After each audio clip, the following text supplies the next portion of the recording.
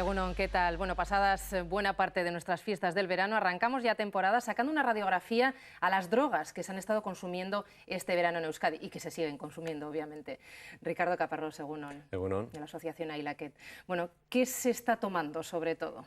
Bueno, pues como todos los años las principales drogas de consumo son las legales, es decir, el tabaco y el alcohol. Mucha gente cuando hablamos de alcohol como droga no lo entiende muy bien, ¿no? Porque de hecho la legislación cataloga el alcohol como un alimento, pero bueno, no deja de tener sus riesgos y demás. Esas serían las principales drogas que se consumen si nos saltamos la cafeína, ¿no? O la teína de esas bebidas estimulantes. Pero bueno, si habláramos de drogas ilegales, pues tenemos que tener en cuenta bastante el cannabis, o sea, tanto hachís como marihuana, y luego lo que sería el grupo de sustancias que son estimulantes, ¿no? Como cocaína, como anfetamina, MDMA o éxtasis, y pues luego también se podría hablar de sustancias depresoras como pues, opio, heroína o cualquier sustancia de estas.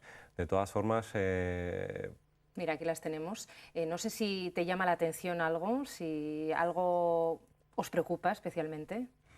bueno, estos son datos habituales. La verdad que estamos a mitad de año y quizás sorprende un poco que se hayan analizado, porque esta gráfica representa los análisis que ha efectuado la asociación en el programa Testing, que es itinerante en los pueblos. Y representan un horario concreto de la noche, que es aproximadamente de 12 de la noche a 3 de la mañana, en el que ya se van sumando bastantes estimulantes, ¿no? Por eso la principal sustancia analizada ha sido anfetamina, que es un estimulante cuando sabemos que el porcentaje de la población que consume anfetamina o speed es mucho menor de la que consume cannabis, tanto hachís o marihuana. Eso quiere decir que a esas horas de la noche pues, nos encontramos más con gente que ha estado bebiendo alcohol, evidentemente porque siempre van juntas, ¿no? Las mezclas la noche, pero también algún tipo de estimulante ha consumido, como cocaína, como anfeta. Y si hiciéramos una comparación con lo que son los datos oficiales que se hacen en Euskadi, en las encuestas domiciliarias y demás, pues vemos que en esta gráfica se observa un descenso de muestras de cocaína, ¿no? Cuando la cocaína sería la segunda sustancia ilegal que más se consume, segunda, tercera, ahí a la par que la anfetamina. ¿Y esto qué motivo le verías a esto, a este Bueno, descenso de la cocaína? pues puede ser el tema del precio, el tema de la crisis económica, puede ser un motivo, pero no podemos sacar muchas conclusiones porque también tenemos que saber que hemos estado en sitios concretos a unas horas y en unos ambientes determinados. Cambia mucho porque si tú vas a trabajar un festival de música tal, pues tendrás un tipo de sustancias más relacionadas con esa música o que preferentemente se consumen ahí, ¿no? Y igual en otros ambientes o con otro grupo de gente que igual tienen otros gustos musicales, pues puede priorizarse el consumo de otras sustancias. Tampoco hay que etiquetar, pero... Estas muestras las habéis sacado en Álava, prácticamente, porque vosotros sois una asociación de Vitoria. Sí, pero son de todo Asociación de Euskadi. Consumo Responsable. Sí, de usuarios y exusuarios de drogas por la reducción de riesgos, y fomentamos el consumo responsable, pero sin duda, hablando de los riesgos y demás. Son datos de todo Euskadi, de Vizcaya, Guipúzcoa y Araba. Entonces, pues, se acude a las principales ciudades, a los pueblos, los eventos más interesantes, donde pueda haber más gente. En fiestas, por ejemplo, habéis estado. Fiestas de Bilbo, de Gasteiz, de Donosti, o en algunos festivales que se han hecho en la comunidad. Bueno, pues nos movemos un poco bajo demanda de ayuntamientos y de gobierno vasco que apoyan este programa. O sea y vosotros vais con vuestra furgoneta, ¿no? Es una rula móvil, os plantáis ahí. ¿Y dónde la colocáis? Pues tratamos de poner un sitio visible, pero a la vez que ofrezca cierta privacidad, ¿no? No tenemos que olvidar que este es un tema en el que se mezcla pues, lo ilegal, ¿no? Las sustancias ilegales. Muchas veces hablar de estos consumos pues, no a la gente no le gusta y existe cierta invisibilidad con este tema, ¿no? Por lo tanto, tratamos de buscar un sitio discreto, pero a la vez visible, para que la gente sepa que estamos ahí. Se le da cierta publicidad y buscamos a potenciales usuarios para que se acerquen a informarse. Vamos a hablar de las edades ahora. ¿Qué tipo de gente va y de qué edad a vuestra rula móvil? Sí, bueno, pues quizás la media de edad en el testing ronde los 19 años. Eso sería un poco la media. Podemos hablar de que viene mucha gente de 16, 17, 18 años, pero hay diferentes gustos e inquietudes en función de la edad, porque tenemos una parte disponible que es el acceso al recinto, al stand informativo, en el que se acerca todo tipo de gente, donde hay porcentajes de un 40% de mujeres, un 60% de chicos, incluso más chicas que en otros servicios, pero luego tenemos la opción de realizar algún tipo de análisis de sustancias. Analizan las sustancias para ver qué adulterantes tienen. En ese servicio, en ese stand, la media de edad sube bastante más. Nos encontramos con gente de 22, 23, medias de 23 años puede ser, y ahí es cuando decrece también un poco el número de mujeres que acceden a informarse o a analizar. ¿Y por qué? Bueno, ¿Por qué crees? Porque puede ser un reflejo de lo que pasa en la sociedad, en el que los chicos pues tenemos unos riesgos diferentes a las mujeres por cuestiones de género. ¿Pero tú crees que las mujeres se drogan menos con drogas ilegales que los Se hombres? drogan diferente, se drogan diferente. Sí que existe una proporción diferente. Los chicos tenemos más opciones a lo largo de nuestra vida, es un dato comprobado, de hacer uso de sustancias que te ofrezcan, que tengan más probabilidades, que conozcas, que tal o cual. Pero, y las mujeres, en términos generales, y esto sería un poco etiquetar y repetir un poco los clichés de género y demás, que habría que romperlos, ¿no? Porque precisamente ser chico pues, nos puede representar más riesgos que las mujeres con algunos temas. Pero, por ejemplo, con los psicofármacos sería al contrario, donde se triplica el consumo de psicofármacos por parte de mujeres. Este es un tema que las mujeres quizás tengan una tendencia mayor por esto de la tradición o los elementos culturales en los que hemos vivido, por cuidarse una misma y cuidar a los demás, ¿no? Entonces acuden más mayoritariamente a recoger información, a informarse, más que a analizar. Y los chicos igual pasan más a analizar sustancias. Esto podemos hablar que un 70% del servicio de análisis lo representan los chicos y un 30% o menos, un 20% quizás, las mujeres. Y en la información hay muchas más mujeres que en el servicio de análisis. Me has hablado de los psicofármacos también. Bueno, yo no sé si esto lo dejamos para después, porque también quería destacar edades muy tempranas, ¿no? Me has hablado de 16, 17. ¿Con qué sustancias van? Sí, bueno, esto es un elemento que se repite año tras año cuando se habla de las edades de inicio. Existe el tópico de hablar que cada vez se consume antes, ¿no? Es muy fácil comentar eso. Si esto fuera cierto y fuera así, pues la gente estaría consumiendo sustancias ilegales desde los 12 años, 11 años, porque es que de los últimos 10 años para acá, todos los años se repite este tema. No es cierto, de hecho, las edades de inicio han estado aumentando. Esto quiere decir que cada vez se empieza más tarde a probar por primera vez las sustancias. Una cosa es la media de inicio, la edad media de inicio en el uso de sustancias, y otra vez y otra cuestión diferente es qué segmento de la población ha comenzado a consumir esa sustancia de forma habitual.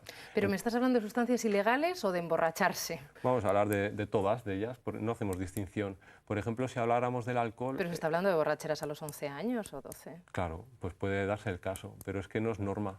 La norma es que los primeros consumos de alcohol comiencen en torno a los 16, 17 años.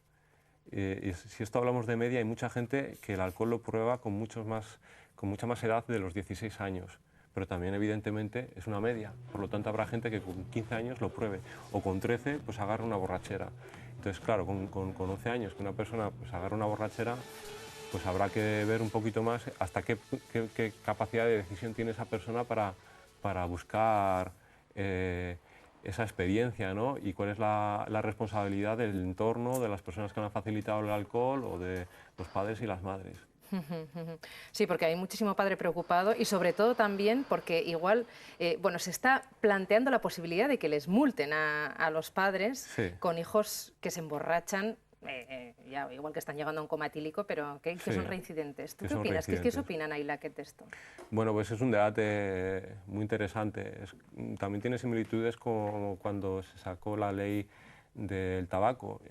Sobre todo quiero incidir en similitudes respecto a lo que es em, normativizar, poner normas o multar conductas de las personas, ¿no?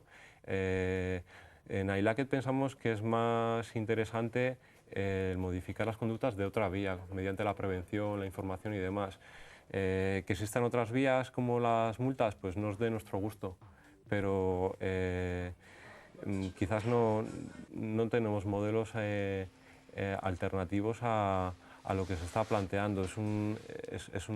Una propuesta que se hace, que se ha hecho desde el Gobierno español para este tema y sobre todo lo que hay que decir que los casos concretos de los que hablaban de menores reincidentes, bueno, quizás puedan ser alarmantes, pero a nivel de porcentaje de la población, de gente, no son muy relevantes, aunque puedan ser muy aparatosos o que preocupe mucho a la sociedad que haya chavales que reincidan y que pues fin de semana tras fin de semana se agarren una borrachera. Nosotros abogamos más por enseñar a elegir, enseñar a conocer el cuerpo, a tomar decisiones responsables, siempre entendiendo que una persona menor de edad, pues la capacidad de decisión y de responsabilidad vendrá limitada un poquito por el desarrollo físico y por el desarrollo psicológico, ¿no? O sea, que más que una multa sería una terapia, lo que planteáis, ¿o qué? No planteamos alternativas, planteamos un poco información. Planteamos que los chavales tengan en la escuela, por ejemplo, programas dignos o interesantes, continuos, en los que eviten tener borracheras que no lo pasan bien. O sea, no conozco ningún chaval que haya tenido una mala experiencia con el alcohol que la fuera a buscar intencionadamente antes de hacerlo. Es decir, Es que en principio se va a pasárselo bien, muy claro, bien. ¿por qué ha pasado eso? Pues quizás para que no vuelva a pasar, aparte, o sea, si se quiere multar, pues bueno, pues que multe la gente que tenga que multar y demás. A mí no me gusta esa medida, porque me gustaría más que esa persona evitara por sí mismo con su decisión llegar a ese estado, ¿no? ¿Y cómo se evita eso? Pues nosotros estamos especializados un poco en la prevención. La prevención sería enseñar a esa persona a decidir de forma responsable, ¿no?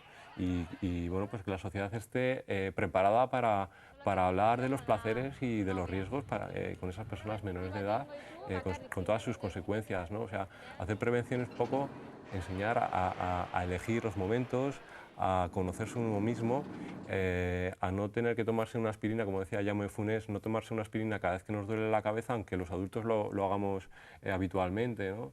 Entonces, bueno, pues un poco conciliar esos mensajes con los menores de edad. Ante estas borracheras en las que los adultos siempre nos fijamos, ¿no?, de los más jóvenes, ¿qué hay que hacer? Dentro de una cuadrilla una persona se pone muy mal. Bueno, lo primero de todo es no abandonar nunca a una persona, que esté acompañada. El respeto es muy importante y la solidaridad entre los iguales, las personas de la misma cuadrilla. Lo que comentábamos antes de chicos y chicas, hay una tendencia más a cuidar por parte de las chicas que por parte de los chicos. Muchas veces una borrachera o un mal trago, como se dice, puede suponer risas, mofas, incluso, pues no sé, insistir en hacer pasarlo mal a una persona, ¿no? Esto hay que evitarlo. Sería cuidar de la persona, no dejarla sola, llevarla a un sitio tranquilo, aireado, que no haya mucha multitud, ni un sitio cerrado y bueno, saber que el tiempo que pase va a ayudar para que baje la tasa de alcohol en sangre. Si la persona pierde un poco la conciencia, si no responde ante los estímulos externos, habría que llamar a la ambulancia para que atienda a esa persona. Siempre se pueden ver señales de peligro como que no haya respiración o que la persona no responda ante esos estímulos, como pueda ser moverla insistentemente y demás. Poner en una posición de seguridad para que la persona no se quede tumbada boca arriba o una posición que pueda hacerse daño y evitar que vayan males mayores como como pueda ser tragarse el vómito y provocarse un ahogamiento o cosas como estas. ¿Y con drogas ilegales? Bueno, claro, meterlas todas en un mismo... Mira, una cosa interesante es cuando los servicios sanitarios atienden a una persona por una intoxicación, por cualquier droga ilegal. Sería interesante que los servicios sanitarios estén preparados para atenderlo sabiendo qué sustancia han consumido. Una de las consecuencias de que las sustancias sean ilegales hace que sea un tema tabú y muchas veces no se quiere hablar de este tema cuando pues igual una persona tiene una sobredosis por un estimulante o por un depresor, como pueda ser heroína o cualquier otra sustancia. Habría que hablar en los servicios sanitarios sobre este tema. No están suficientemente informados, entonces. Creo que hay gente que está informada, creo que hay gente que no lo está tan preparada como debiera, pero aun y todo, también es responsabilidad de las personas usuarias un poco comentar esto cuando pasa un problema grave en este sentido. De todas formas,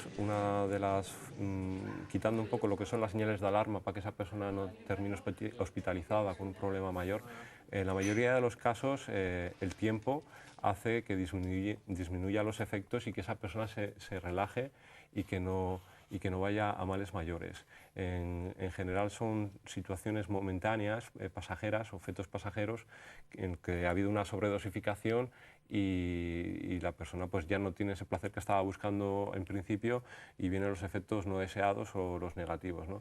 Cuando hablas de efectos negativos, ¿puede ser porque dentro de la ilegalidad se venda mucha droga adulterada?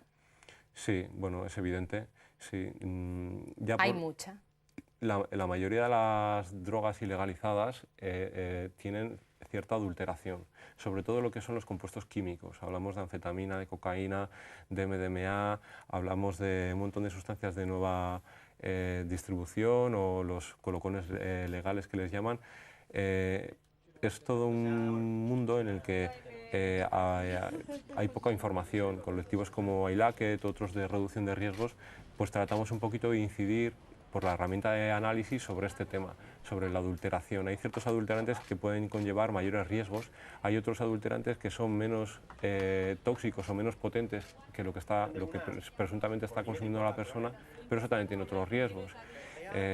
La sustancia ilegal, cuando se están consumiendo sustancias ilegales, la principal sustancia que está consumiendo la persona y no lo sabe es cafeína. Por eso que te comento de la adulteración, ¿no? Tanto cocaína como anfetamina están muy adulteradas con cafeína.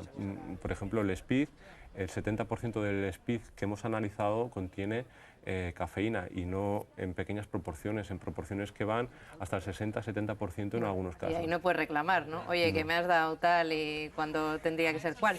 No, bueno, claro, sería interesante. Lo que planteas pues sería la lógica natural del consumo de cualquier otra historia, como pueda ser un alimento, como pueda ser incluso el alcohol o el tabaco, cualquier otra cosa, ¿no? Que la gente está comprando algo sin una carta de presentación, sin saber qué componentes tiene y pues a esto nos dedicamos, sí. O sea que viene bien, ¿no?, pasar por vuestra rula móvil, entonces. Sí, pues para tener un poco más de información y gestionar esos momentos de consumo a la gente que lo vaya a hacer o la gente que no consuma también, un poco para tener más información, ya sean padres, madres o personas que tienen en la cuadrilla otras personas que consumen, igual les preocupa o quieren entender más esa situación, pues tienen disponible material tanto en la web como a través del programa Testing, que es el itinerante que acude a los sitios de fiesta. Cuando me has hablado ahora del speed y al principio también, bueno, hay un alto porcentaje de consumo de speed entre lo que habéis visto. Esto también está ligado a, bueno, pues gente más joven o que no tiene tantos recursos, ¿no? Bueno, ¿Cuánto cuesta una raya de speed? Una raya, bueno, el gramo estaría en torno a los 12-15 euros. Con un gramo, pues depende cómo se administre, pues pueden salir desde 10 rayas hasta pues menos o más, depende de un montón de factores de la persona consumidora, como la tolerancia, el hábito que tenga o demás. ¿Y la cocaína? Pues es más cara, desde 55 euros el gramo a 60 o bueno, pues, o más, no sé. Depende del mercado como esté. Hay momentos de escasez en el que pueda subir los precios, hay momentos en los que presumiblemente va a haber más consumo, más compra-venta de los mismos, como pueda ser en fiestas y demás. Pues esto es un poco la ley de la oferta y la demanda. De todas formas, claro, por ejemplo, comentabas el speed, pues sí que tradicionalmente en Euskal Herria ha habido un consumo de speed mayor que en otros lugares de nuestro entorno. Claro, ¿y eso cómo se explica? Pues habría que hacer un estudio sociológico profundo para entender esto. Nosotros hicimos una especie de ensayo sobre este tema y hablábamos de la influencia de la gaupasa. La influencia de la gaupasa, claro, pues aguantar un montón de horas de pie, de fiesta. Claro, porque el speed, ¿qué hace? Pues es un estimulante y puede llegar a ser un estimulante potente. Lo cierto es que de hace 20 años acá el speed ha cambiado un montón. Pero te quita la borrachera también, ¿no? Si has Claro. bebido mucho y te permite seguir bebiendo incluso. Sí, sí, eso puede aumentar los riesgos, por ejemplo, porque enmascara los efectos depresores del alcohol. El alcohol, en definitiva, lo que nos está haciendo es relajarnos, incluso nos está llevando a un estado de, quitando esa primera euforia que se tiene con el alcohol, nos lleva a estados un poco más de relajación o incluso de quedarnos un poco medio dormidos o cansados, ¿no? La anfetamina speed, estimula, entonces hace que revierta un poquito esa situación, pero no significa que el alcohol haya desaparecido de nuestro cuerpo. Es como, no es una rueda que subes y bajas, sí que el estado emocional, pero va sumando sustancias en tu cuerpo y esto puede aumentar 10, 12, un montón de horas, puede aumentar los riesgos o la resaca posterior, el no descanso, la no hidratación o no comer puede aumentar pues, que la persona tarde 2, 3 o 4 días en recuperarse. Bueno, ahora tiene que haber un montón de madres y padres diciendo, ¡ay, socorro! O sea, cada vez que salga mi hija o mi hijo de gaupasa, lo temo. ¿Cómo se puede hablar con los hijos, con las hijas de este asunto? Primero decir que todo el mundo que haga gaupasa no tiene por qué utilizar drogas, ni legales, ni, no sé, no nos engañemos, la gente bebe alcohol, fuma cannabis o consume estimulantes en determinados momentos, pero lo que sería a nivel de porcentaje de la población, pues serían porcentajes bastante bajos, o sea, pues no sé, el 2% de la población pueda estar consumiendo habitualmente estimulantes los fines de semana, el 4, el 6, el 8% pueda consumir actualmente, el 9% de la población consume cannabis de forma mensual o lo que sea, ¿no? Bien, pero ¿cómo abordar Sí. estas conversaciones? Porque Bueno, a muchos padres y madres les cuesta, no saben cómo hacerlo. Si hablamos de personas menores de edad, tenemos que hablar un poquito de el enseñar a tomar decisiones a las personas. Decisiones responsables sabiendo que la decisión que va a tomar la persona va a tener consecuencias negativas o positivas. La paciencia es también una virtud en este caso. La confianza en los hijos, en las hijas también es otro aliciente, ¿no? Para que las personas puedan sentirse arropadas un poco por la familia y en un clima de comunicación. Un clima de comunicación favorable hará que si existen problemas con un consumo, que es en lo menor de los casos, se pueda sacar y abordar el tema en la familia. Gracias al programa Testing sabemos que la gente cuando se le pregunta a dónde acudirías si tienes algún problema, si crees que tienes algún problema con tu consumo de drogas, la primera respuesta es la familia o el entorno más cercano como las amistades. Entonces, puede ser a través de las amistades o la familia. La gente piensa en la familia, pero claro, si tenemos un clima negativo en este tema, aunque haya miedo, evidentemente, que los padres y las madres tengan miedo de que les pase algo malo a sus hijos e hijas, habría que facilitar ese clima de confianza. Luego, pues, hay que informarse y como adultos, pues, si queremos tener una conversación con una persona joven que quizás pueda llegar a estar sobreinformada, ¿no? A veces el que haya un montón de información no quiere decir que haya una buena información, sino que es saber buscar una información científica, óptima, interesante y acorde para los intereses, ¿no? Que no sea moral y demás. Estaría interesante que se informaran, que supieran de qué están hablando para tener argumentos para comprender por qué esa persona busca ciertos placeres y evitar que haya unos riesgos. En definitiva, la prevención que nos gusta a nosotros es tomar decisiones, aprender que las personas tomen decisiones y que sean consecuentes con ellas, asumiendo que algunas tendrán riesgos, otras menos, y que en la mayoría de los casos podrán tener una serie de placeres. Estás hablando de placeres. No sé si mucha gente busca placer emborrachándose con un Tampax aquí en Euskadi a día de hoy. Pues Tampax pringado en alcohol, untado en alcohol. Hablas del Tampodca, pues estoy de acuerdo contigo, la verdad, que placeres, pues no se reportan, no se habla de placeres cuando alguna persona ha hecho algún experimento. Te hablo de experimentos de periodistas que han hecho esa práctica debido a la magnitud del tema mediáticamente, porque... O sea, que es más mediático que una realidad. Son casos, ¿podemos hablar de casos aislados? Sí, puede haber casos aislados. Existen ciertos casos en los que se quiere hablar de que ha habido acceso a los servicios de emergencia o a los hospitales de personas que por esa vía han consumido alcohol. Pero la mayoría de los casos no están documentados o falta documentación, o puede ser una conjugación de diferentes formas de consumo del alcohol. La principal es la oral, ¿no? O sea, que no le dais importancia a esto. No, al revés.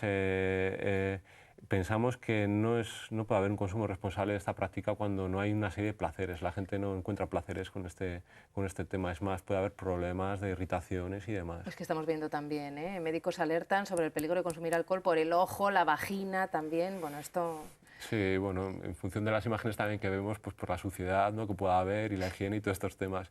Sí, hubo una revista de pediatras que habló de los riesgos del consumo de alcohol entre la gente joven, y hablaban en algunos casos, de que podían existir nuevas prácticas que se podrían